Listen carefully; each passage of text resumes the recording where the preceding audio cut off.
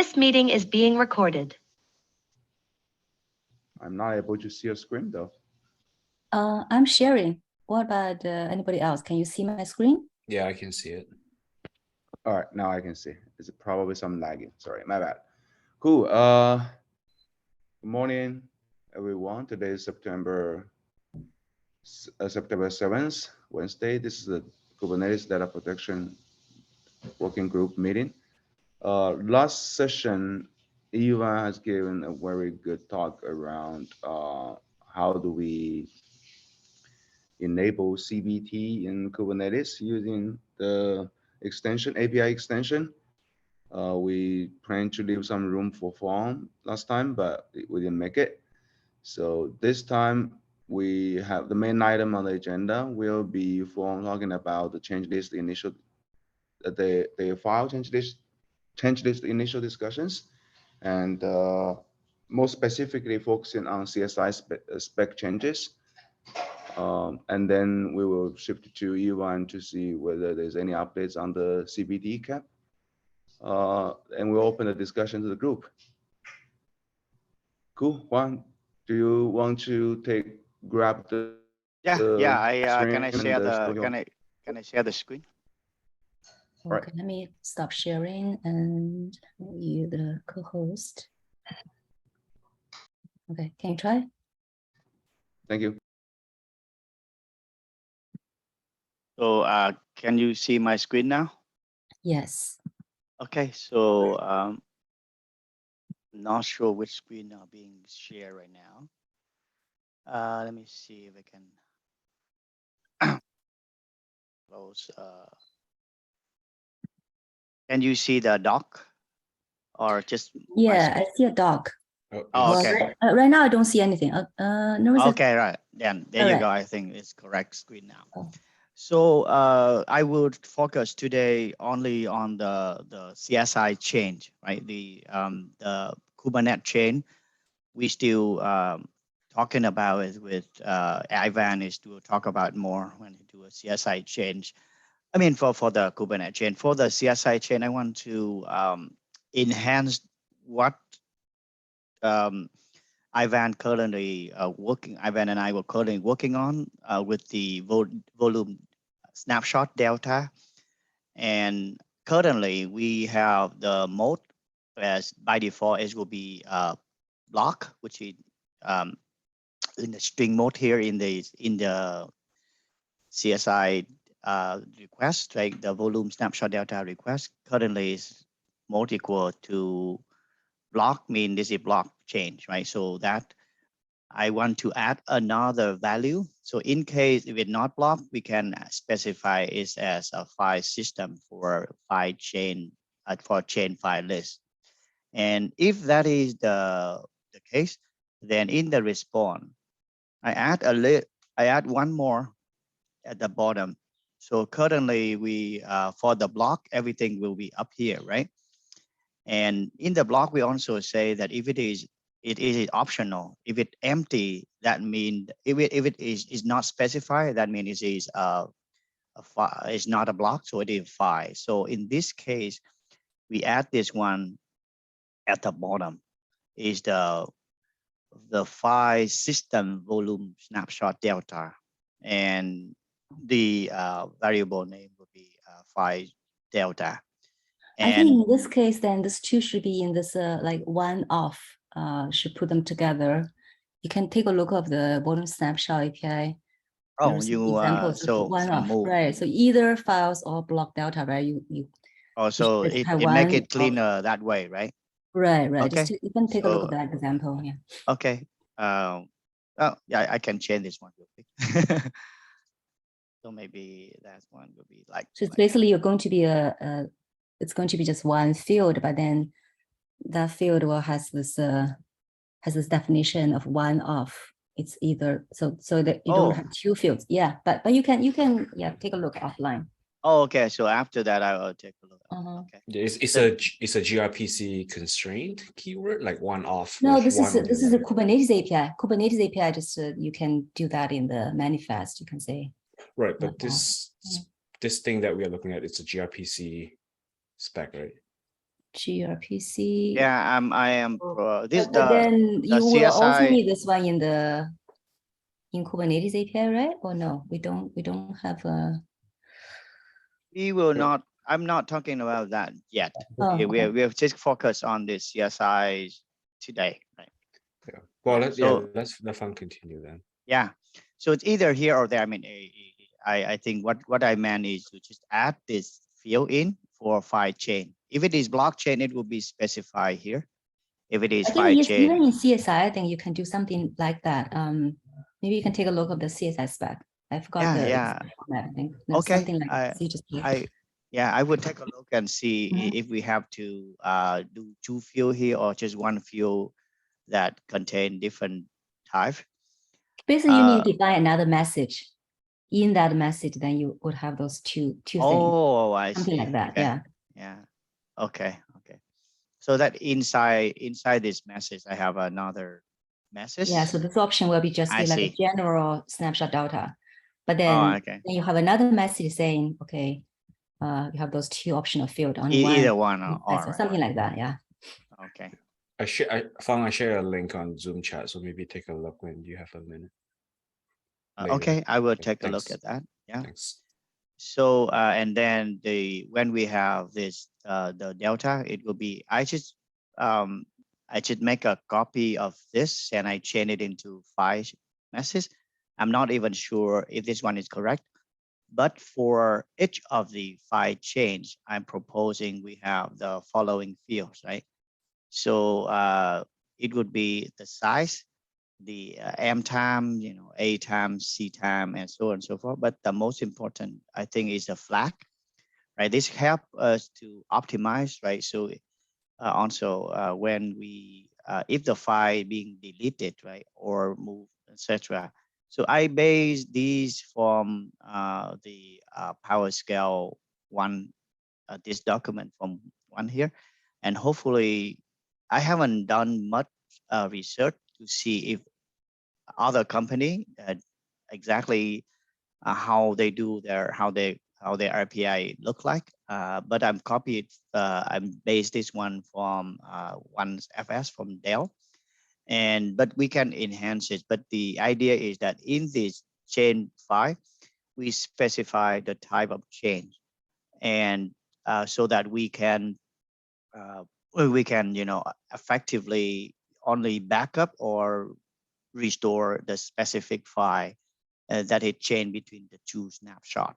So that is the enhancement that I want to propose now. So we can talk about detail now, but at least it is the initial conversation I want to propose, so we can start the conversation. So what do you guys think? This is the list of diffs, right, of the files. At the end of the day, you got. They have a Hey, five so path the at the delta end. is that more like it's Yeah, going to it's be the file a name or list. something? How does this It's- look like? It's a list of five. It So it's also like file names or something, or it also have the five. It have to be the five paths. Yeah, And in field number 7. What about a file gets deleted or renamed? When file or deleted or renamed, it will reflect in the flag. So I'm not really nailed down all the detail, but the flag will tell whether this file is renamed or removed or something like that. One thing that I kind of still debating on is when file, let's just say file A is renamed to file B, then what it gonna be 2 entry, one chain here, or 1 entry that have the name, the difference between 2 names, right? I'm not really sure how we can. so okay, so I see this flags is only say if it's removed or added, something like that, or renamed. Yeah.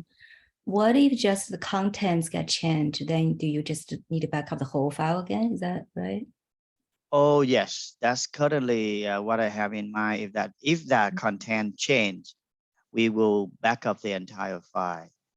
Okay. In the past, we did talk about like a recursive, like not really recursive, but one level down. Is that when a file change, we can specify exactly which block in that file had been changed. For example, if the file itself is, 100 gigabyte or 1 gigabyte file, and it only changed like a few blocks here and there inside that file, how do we specify it here? So this proposal have not taken care of that scenario yet. So this scenario only say if that file change, back up the entire file. So if we want to enhance another layer to specify up to the level of block that chain within that file. Then that's become, how can you do that with a file though? But I'm not familiar with this file thing. Can you go back to that power scale? What? Isilon power scale. Echelon, yeah. Okay, so what do they do? They basically, okay, I see they have a few more flags. Okay, so it's basically just talking about the path, right? Okay. So, okay, so it's mainly just talking about like the whole file changed, or it doesn't really. Yeah, they do not beyond specify. that, right? Yeah. Maybe that's how people do change file list. Maybe that's Yeah. anyone else here familiar with this change file list? I think the vSAN file services one that was being built, that was going to have like the block changes as well. I think it's a good option to have it. Block changes. Okay, Yeah, inside the file. I can go ask somebody who is more familiar with that. It's but it's I was- definitely a nice option to have, and it doesn't change the format that much to allow it. So it's basically so basically you first check to see if the file is so if the file is modified, and then you go look at the change block, and then that will be the same as what we do with the blocks, the block file, the block volume. I'm not quite clear on how. Can we do something like this, like adding the chain block at the end of this one as an option, right? If the CSI storage side can specify exactly which block had been chained inside that file, they can specify it here. And in this chain block, we already specify the offset. But if that's the case, why do we still need to do this change file? I'm not. If we're doing that's change block anyway. No. That's I think you got confused. I think. This block, the chain blocks, is the for the block volumes, in which we look at the entire volume in terms of blocks, right? This is the file system. It is a file system. So inside that file, the logical offset, we chop the file into. It's not really chop. It's just basically when you do like a file copy, you can do like a file seek to a certain offset within the file, right? That's how this meant. Even though we kind of overloaded the name here, but it's. Should we use a different term though? Yeah, we can change this different. We can use something like chain file block. I don't know. I know this. It's just a detail, but we can we can work it out in more detail. But if the CSI storage size specify this, then only a few blocks within the file have been changed, and we can do a corresponding backup and restore with this block only. So Iceland did not really implement this one, right? No. I don't know if that is anyone is out there implementing it. I haven't done enough research to makes. Yeah, we need to Yeah. talk to someone who has implemented this one. I can check internally. Yeah, honestly. yeah. Yeah, Um, I think at, at this level, it doesn't feel like I think we might be at the risk of overloading the term block. I feel like at this level of this abstraction, we're not talking about block storage. But yeah, I think like it might be like just if we like going back to find what you were saying, if we use like those C and Go like API as a reference, it would be the offset of the file. So potentially you might have a file structure in here that determines like the path and the offset and which part of it. So we talk about for example, the C and the Go SIG API, right? There's always an offset that says where my reference and my pointer should point to inside the file. Yeah. To determine how far it goes. So I think like it's like sort of like a logical block-ish, but maybe like yeah, maybe we are overloading the term block a little bit here. Yeah, yeah. So I can say we can, to avoid confusion, we just create another message, and specify that. But I think at the very high level, the chain file specify these field. And I think we need to talk about whether we would have this one or not. well, yeah, unless if there are some real implementation, otherwise we'll just put this on hold. Yeah, so like right now, perhaps we just say no for now, and then we can enhance that later. Yeah, I At think some with point. I think with just path that would be a good start. Okay, so I got a question. Yeah, go ahead. How does the underlying system know you're asking for file changes or block changes blocks? In this mode field that we in the request, this mode field, if it block, it specify block. If it not, it specifies file system So here. the With a end string. user needs to specify that.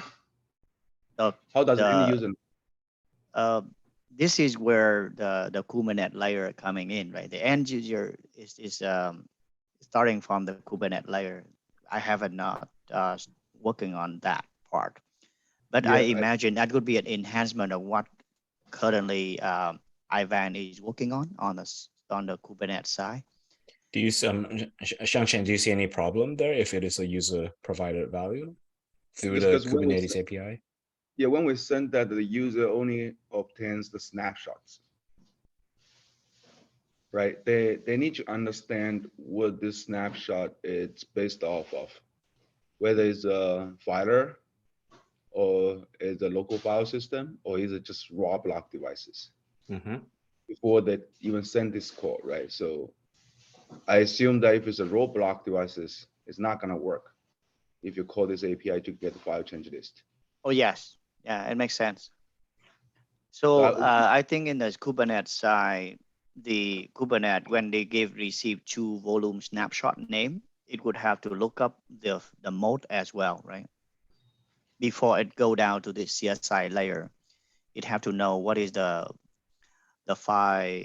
Is this a block PV or a block snapshot or a file system snapshot? Right? Why does like the CSI need to know about it in the sense like so if we try to combine this with the existing aggregated API server design, the moat will just be pretty much opaque until like the driver plugin says okay, or like the gRPC call it within the CSI driver saying that okay, I'm making a call for block volume snapshot, I'm making a call for file snapshot. That was my thought. Maybe we can just hide all this thing and leave the decision making to the last minute. Yeah, I'm hoping like the aggregated API server won't have to like know about all this. It would just be a pass through until like the last final responsible moment, the gRPC call that the CSI between the CSI driver that decisions is made which gRPC call to issue. And the sum of the maybe still apply.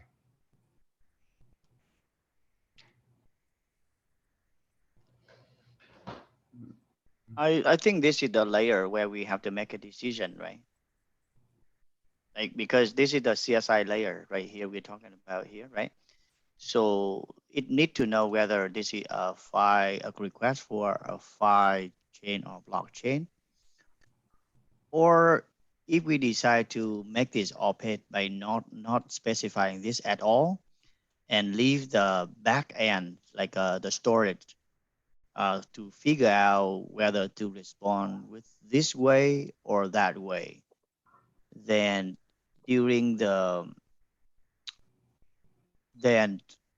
caller side, the CSI caller side, right? Like in that case, it might, how does it know whether we are looking at the block response or the file response? So the backup controller will have to make this decision ahead of time, right? Because then you are going to handle the data differently. Yeah, that's my I understanding don't think you too. can let the driver to decide, because also remember we're talking about this conversion thing, right? So underneath is quick block, but containers using it as the file system mode or the raw block mode, right? So so we need to know whether the underlying storage system really supports. Yeah, really in that supports case, we should specify at this layer, right? Should it, right? Right. So it's like you need to know. So I guess my question is like, currently, what do you guys do currently? How do you determine? Because if you only support block, you just say you don't support file, but do you actually do some checks? I'm talking about like the backup software, backup vendors. How do you So- actually make a decision, or you have the user make that decision? Yeah, so currently, like at the Kubernetes the custom resource API level, there is also a field called the mode, which I guess it maps to like the enums, right, whether block or file system. The But idea that is one, but that one is how containers using it does not mean whether the underlying system is a block of file, right? So even the mode is file system, you could still retrieve the data at the block level, right? That's the thing, right? So that's because most of the cases is not raw block. I think most use cases actually, I don't think raw block is the most of the time people are using file systems, but underneath is a block volume. So how do you actually make that? Because there's no, like for our driver, it's easy to make that check. We just check the, it's rewrite only or rewrite once, right? So that's what we decide. But other driver, maybe they have other way of determining. Well, this type of volume, this is what we're going to get back in terms of the change list, right? Right. I was just saying, like I was basically just asking a question, like currently, how do you determine whether it's a block or file? Like at least I know for Valero, it doesn't really make that check. It's basically user's responsibility. Well, right, because for users, basically, we'll need to you need to know you use a REST or you do not use a it's REST pretty like that. well. There's no block tracking in Valero, right? And it was pretty much right. So whether do you use a volume snapshot or well, anyway, okay. Yeah, so I mean, basically, there's like a block mode versus a file system mode, and sometimes it doesn't work. But that's basically, but that's like how you expose that to containers, right? So whether it's but even if it says file system, underneath it could still be block volume. Exactly. Right. So that's the thing that I think this one actually meaning I thought this one meaning it's a block volume, or it's just a pure file. I guess I'm not quite clear on this what this one means. Oh, I think this one means that this is the underlying file system. Right. So that you don't really have Yeah. an easy check actually on that. Yeah, if it is, doesn't matter what the PVC mode is. This one is talking about the underlying Right. block, right? But I Yeah, think this at this point, like read write many is never going to be block. Well, but there are some sort of system supports that. That's why. But for us, Do they? yes, Read-write there many are. Yeah, block? I guess you that could does not, attach. for others does not necessarily mean that's a that's a file. But for us, of course, that's how No, we wait, is that typically have. going to work? That's not going to work though. I guess you could read write You need many to- in raw mode. You can't share files. You can't share volumes with like ext4. That's just going to crash. Well, you basically you need some logging mechanism on top of that, right? So it's not like you can decide that. Well, like ext4 just won't work. It's not unless you did like read only. Read only is possible. So there is I know that, well, this is not for our current driver, of course, but I know that for example, Cinder supports that, right? So which meaning some drivers in Cinder supports that, something like that. So there are drivers supports that, right? So that's why well, I know that our driver, we just use that to determine, but I don't think that's the case for other drivers. It probably makes more sense to have this be a capability of the volume, as in what kind of change tracking does this volume do? Because the storage system is keeping track of it. I don't think there's any that would let you specify. But you could have both. Well, but the driver could have both capabilities, right? We don't have per volume capability in CSI. Yeah. Well, we could have. Well, when we ask for it, we could get back what it is. I mean, I don't think you're really going to have. So, like, if you specify the wrong one here, you're probably going to get an error, right? Right. I should, yeah. I So- suppose so, yeah. Yeah, so Shing, like so today in between PVC, what does that mode stand for? Like, does it just refer No, to? it's really just how that data is presented to the container, how container is going to consume that data. So Yeah. it's Okay, a so raw when, point of block view file of the system. But fusion. underneath, it can be block storage or it can be file storage. Right. So Mm. that's the thing. That's just so that's why we're talking about we talk about this volume mode conversion, right? But volume mode conversion only applicable to block system, storage Yeah. system, right? So you cannot really convert if it's just underneath file. You can. Yeah, like if we have an NFS file system underneath, that volume can only be Well, file system, NFS right? is that you could actually use that as a block. You could create a file. It's different, but anyway. yeah, Oh, I you think can. yeah, that was kind of like what I was thinking. Are we talking when we talk about file system? Are we talking about network file system, or are we talking about higher level? But I guess so I think so I guess what you I guess feel like there are multiple points that you make there, Shing. Like I think going back to the earlier point about inside the backup software, inside the user, initially the idea was for the backup user and the backup software and the user to decide or to tell CSI CBT what the mode is, and this ideally initially the thought was this is something that we infer from the PVC source of the snapshot. So I guess my question is, do you in your backup software today, does anyone do this type of check, or you just assume it's all block or something? I mean, I'm just wondering. I mean, in like K10 at the moment, you either do things in file mode, where the volume's attached, and you use Copia to back things up file by file, or we could do block mode, where we try to extract, but that's pretty much only implemented for vSphere at the moment. So basically, that's like a user will have to decide, right, which mode to use, or do you kind of automatically? How do you?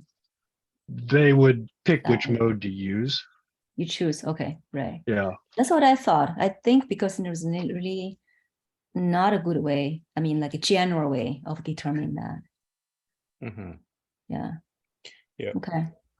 So maybe it's okay. We'll just say right now, you just Yeah, we can. determine that. Mhm. But All then right, it I could think be- that's. it's possible it could be wrong, right? But it's the same thing as Dave you were saying, right? If they choose to do the block mode, but they can't support it, then that could still fail, right? So it's the same thing here. Yeah. So my question for Feng. So like using the API that the Dell API that you use as an example here. So if we remove mode, just for the sake of discussion, if we remove the mode property, and then we say like, okay, we're gonna infer that by checking the volume snapshot and then checking it the PVC mode, will this API that you're showing us here still work? Does that make sense? Like Could you ask the question again? Because Okay. I might not understand. so go back to your Word doc. Say if we remove like the string mode property there, you scroll up to the page for the first page.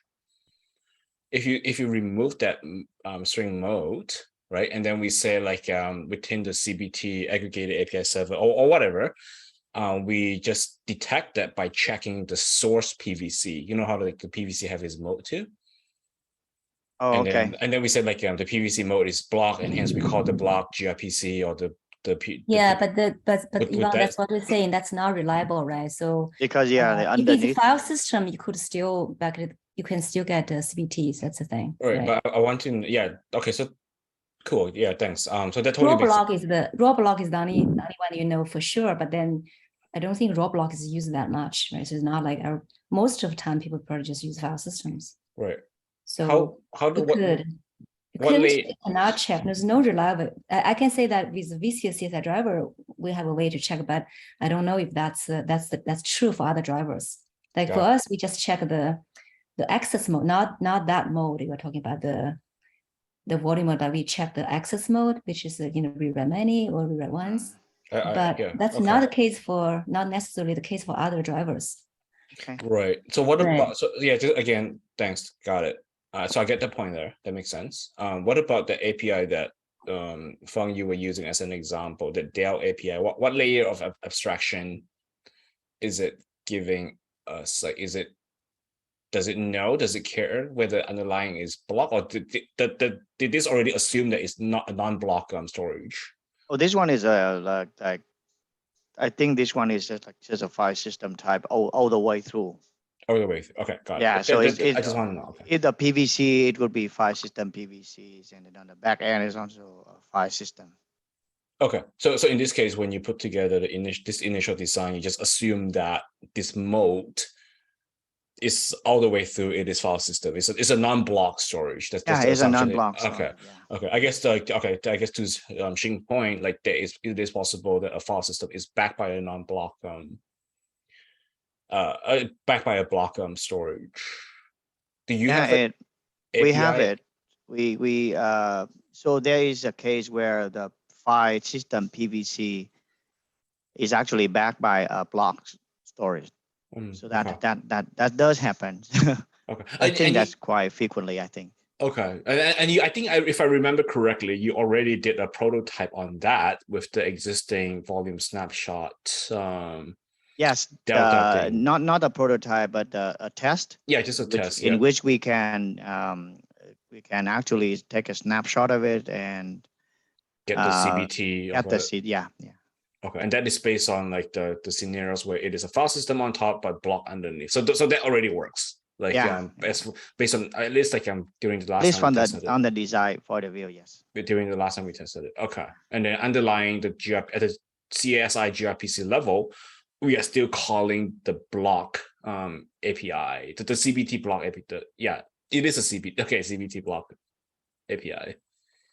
Okay. So I propose that for the for any type of PVC that have a block backend, we will call the block mode. For the file system backend, we will use file system mode. But the question that Xiangqian raised is how the user know, because there's not a reliable way for the user to know whether they should call using block or they Yep. should call file by the file system. That is the question. And right now, I cannot think of a reliable way to answer that one yet. Okay. So yeah, I guess the 2 points here is like the mode that we are seeing, the mode that we are seeing here doesn't match directly to the PVC mode. Yeah, and then yeah, I guess it might not. yeah, and then back to Xing's and Dave's earlier point, like at this stage, it might just be okay to let the user tell us what mode it is, but then we might or might not have a way to verify them to confirm that the user know what they're talking about. By user, I mean also like backup software. Yeah. Okay. I mean, we can all write those all down as constraints. Yeah, or, yeah. I would assumptions and note. to be verified, etc. Cool. Okay, so I'm gonna stop sharing so Ivan can One give some more. update. Go ahead. Yep. One more quick thing. It would be nice if we describe what are the usage of using the changed file list. Right. Okay. Is it really from backup software's perspective? Okay. It's solving the problem of building and indexing over time on changed files. Or at the end of the day, the real thing is actually to do the backup. When they do the backup, I believe some of the backup vendors does file level backups directly. Some of them does block level, even though the change file list is built into an index. So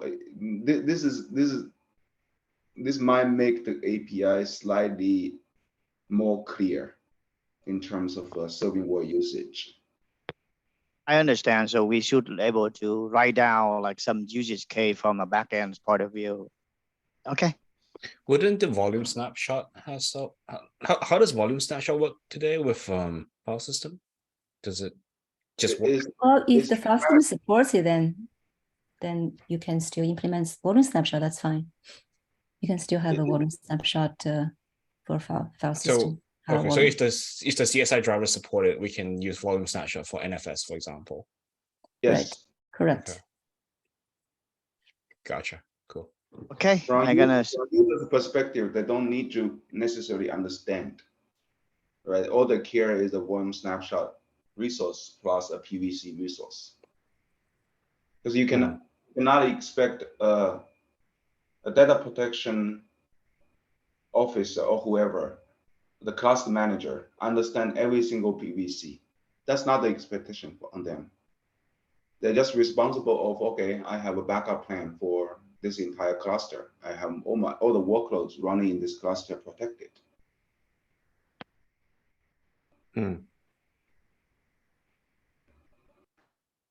Okay, cool. All right, I'm gonna make note of that, and I will continue working on it next time we. Yes. But thank you very much for all of these, feedback and question. Is pretty good. Has anyone looked at a copier? Does copier, because with copier you can actually, let's say, only back up the changed files or something, right? But I don't know if they have a separate API just to retrieve those. No, they don't. It basically goes searching for things, and yeah, there's some work that needs to be done to make the ability to pass in changes would be really nice. It doesn't have that at the moment. Same is true for Restic, I think. Okay, right. But I think if you just do snapshot, like the second snapshot is just automatically incremental, but it's like based on files. Based on files with Restic? Copia. Copia? It is, but basically it looks for changes. Mm-hmm. And then it only backs up the changes it finds. But it's only, but it's not, but we can't really retrieve that, you're saying. It's okay. It has its own mechanism for figuring it out, to look, it compares the previous backup or snapshot with what it's seeing. It doesn't ask. Okay. All right. Okay, thank you. Okay. Shall I go next? All right, let me share. Fang, did you put your doc in the agenda doc, whatever you were? Not yet. I will do now. Okay. Yeah. It's very primitive, so- but yes. Okay, but Ivan, do you want to share anything, or do you need me to share anything? I updated the CBT cap with what we talked about last week. I can quickly share it. Okay. I know we probably don't have much I time. think I think you are Oh, co-host. yeah, I can share. Just let me know when we are near the top of the hour, and then I'll stop. Can you all see my web browser? Yes. Okay. Cap 3314 changeable tracking with CSI volume snapshot delta. So last week we 2 weeks ago during the last meeting we make a lot of progress in terms of like the discussing and agreeing with the design. So I captured everything that we talk about and then rework the cap. And maybe I can just quickly walk through the design flow again for those of us who missed the last meeting. Just if you have questions or feedback, feel free to raise it here or just comment on the cap directly, the cap PR. The idea is that we in the CSI CBT we propose 3 new components. The first one being an aggregated API server that serves the CBT entries and requests. And then the second one is a CRD controller that watches for a new CR called driver discovery. And then the last component is a sidecar that gets embedded into the CSI driver to make the CSI driver discoverable by the aggregated API server. So I'll walk through, I'll use some of the diagrams here to walk us through it, and then hopefully that will make more sense. And so the first diagram here is about the bootstrap genesis. When CBT when the CBT CSI is deployed, there is a pod with an aggregated API server, and it also have a driver discovery controller as a sidecar within the same pod. The first step being this aggregated API server. When it first comes up, it will register with the Kubernetes API server. And then it will say, hey, I am responsible for this group version, v1 alpha 1, cbt.storage, case.io, and all the custom resources defined underneath this group version will be handled by our aggregated API server. So that's the first step.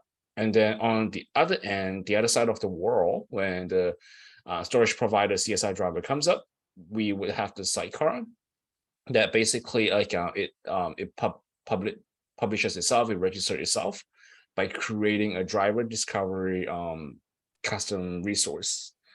And among other things, the most important things within this custom resource is the client config, which specify the in-cluster service name and namespace that the aggregated API server can communicate with it.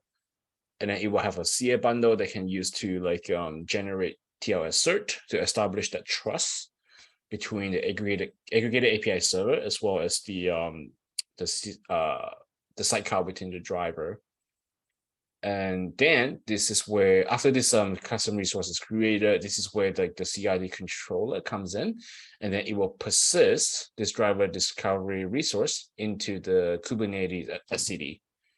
So that is just the Genesis bootstrap of what it looks like. So no requests have been sent yet. It's just setting up the endpoints and telling us where and how to find the CSI driver. Any question about this so far? What is this group priority minimum? What is this? I think the group priority. Oh, that is just some internal details of how Kubernetes API server prioritize requests. I don't remember the details. I think it has something to do with, say, if we go with v1 beta 1. I mean all of them has the if we do Yocado API dash services, it will show some of these priority, in terms of say if you have v1 alpha 1 and v1 beta 1, how does like the Kubernetes API server know which one? It doesn't know beta comes after alpha, right? As far as the Kubernetes API server is concerned. So this is where the priority minimum, and it has more of these priority related properties. This one I just copy and paste it from the doc. I don't know how important is that, because I do not remember seeing this one in any of the other 6 storages CRDs. So Yeah, sorry, this is not a CRD. This is like sorry, this is not a CSI CRD. This is like this is the the core. You see, like the group is API register case.io. This is like the core API, one of the things. So it's equivalent to if you do kubectl API dash services on the command line. okay. So this one is kind of a required field that you have to specify something like that. Yeah, I don't know if the priority minimum is required. I can check, but yeah, I guess I don't know. I don't understand. Like, what does 2000 mean, right? That's the thing. I was just is that a recommended value for alpha or what? Everybody specify the same or what? Pretty much. Like the higher the value, the less. Yeah, the higher the value, the less the lesser the priority. The 2000 is just a generic value that I found in other examples. I don't, if it is not a required one, we don't have to put it there. But I still need to confirm which one is which. But version and group definitely, and then the service definitely, it tells API server where to find our aggregated API server. So okay, just yeah, and then like moving on, like now this is where the data path request is initialized. Backup software sent a post request to, or like in this case, using client Go, maybe like .create interface, and then it will create the volume snapshot delta custom resource, and then like like the Kubernetes API server would see this request. This URL here is actually generated by the Kubernetes API server. And then when the request is being sent to this endpoint, Kubernetes API server will say, okay, I know there is an aggregated API server that's responsible for this volume snapshot delta resource. It knows that because of this API service resource definition. So we send it like, so the backup software, the user, they will create an actual volume snapshot delta custom resource. So it will look something like this, like, the base volume snapshot name, target volume snapshot name, and then there's then some pagination like parameters, and in this case, including the mode property that we talked about earlier. Now, the key thing here is like once the aggregated API server, it received a request, it doesn't like persist the volume snapshot delta resource. So this is very similar to some of the existing implementation pattern used for like all the SARS resources, which is how RBAC works underneath. In this example here, you can see like for subject access review resource, like the underlying storage implementation is such that you got to create requests, but it does not call etcd to persist anything at all. It just does its own logical thing to validate, to confirm the RBAC authorization thing, permission of the subject, and then after that, it just send back like, and then like it update the status with whatever it wants to update it with, like over here, line 73 to 79, and then it just send back the, quote unquote, the virtual resource back to the caller. So yeah, and this kind of like where we draw like a lot of the design inspiration from. Like, it's a pattern that is already used with Kubernetes, so just I guess, then we can just follow that. And then after the CBT, scroll down a little bit. After our aggregated API server, like got the create resource request, and then it's going to go to the Kubernetes etcd, and then it's trying to find like all this other CSI like custom resource. You look for the volume snapshot, for the base and the target. And then it will drill down to the volume snapshot content, and then they find the driver name, they find the snapshot handle, like all these like parameters it need to put together as a payload. It discover where the driver is based on the CR that we introduce using this driver name. Now it knows how, now after this step, retrieving all these custom resources from the Kubernetes SCI, SCD, we have the payloads to be sent over to the CSI driver, and we also know where the CSI driver is.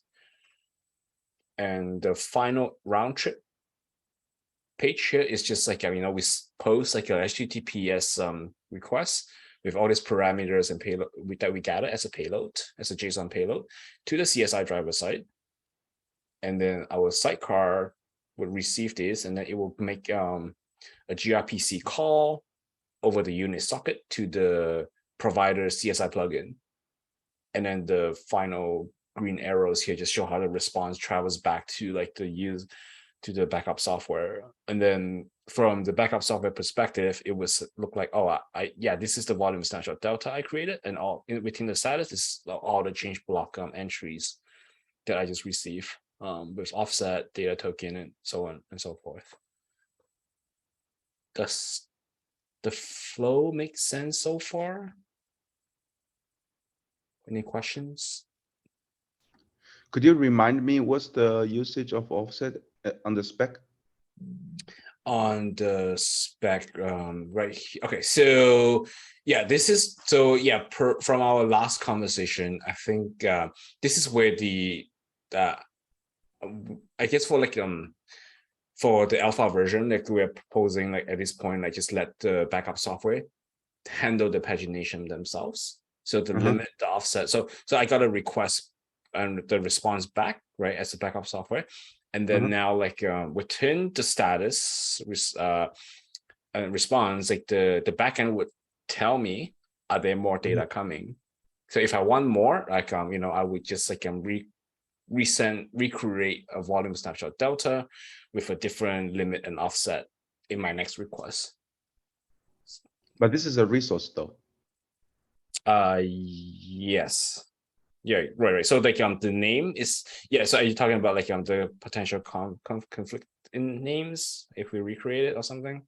Yeah, because I guess my confusion is it's still on the limit and offset side, right? So if we made the decisions that backup software should manage all the offset management and pagination, then we probably should save those two parameters in this spec, right? It's a resource. As you save the so you're saying like within like the status response itself, we have okay, so hang on a sec. I think I mentioned, let's see if this matches what you're looking for. So inside the API, right? So the status, I did propose like we put back the original limit and offset into the status response, so they know that. And then like the continue would just be like, okay, what do the next offset to use to get the next chunk of data? So this continue would come back from the storage provider, and this would just be a copy and paste of the original requests, so that if the backup software wants, they only examine the status sub resource, and then they get a change block, any error, what's the state, and then the original. Yeah, I got that. Yeah, I'm more interested on the spec side.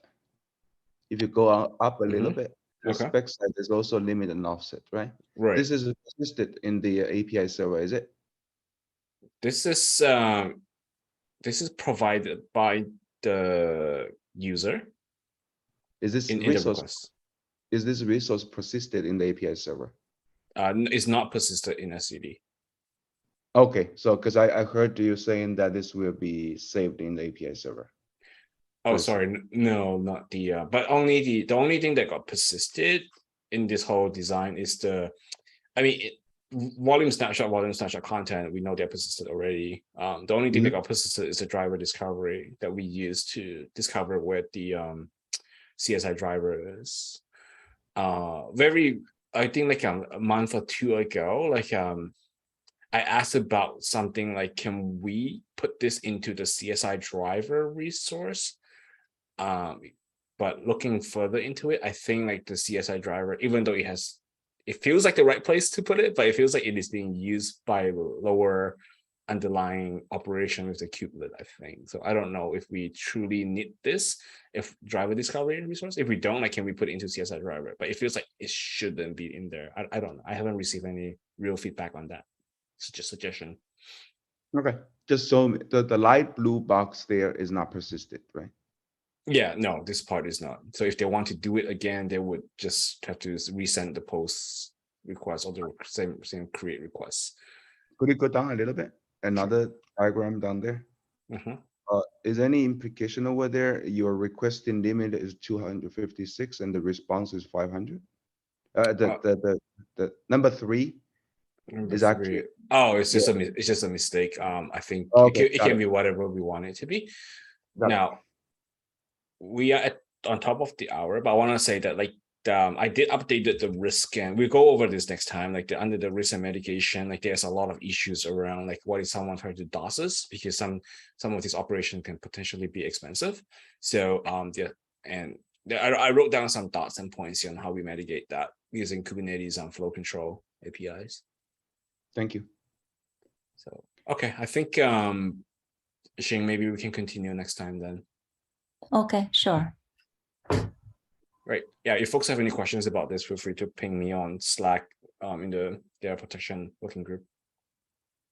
Cool. All right. Let me stop the recording.